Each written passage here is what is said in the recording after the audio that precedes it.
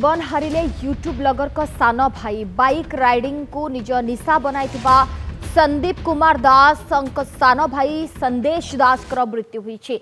Bhubaneswar पुनामा gate निकट railway crossing उपर मिली संदेश कर क्षत विक्षत मृतदेह खबर पाई जीआरपी घटनास्थल में पहुंची।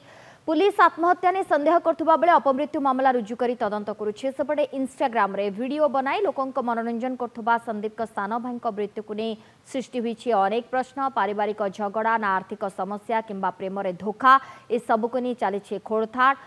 तेबे संदेश करथिबा से सकल को मध्य जांच करुछि पुलिस, किंतु संदीप का बाइक को व्यवहार करथुबारु प्रथमे संदीप का मृत्यु होइतिबा संदेह करथिला पुलिस, किंतु से संदीप नुहति बरं संदीप का सान भाई संदेश बोली स्पष्ट करिछि पुलिस। आमे जेतलता पॉकेट रु बाहर करलु चाबी टी मिलला एवं तांकर पैन कार्ड आउ किछि कार्ड मध्य एसबीआई रो मिलला।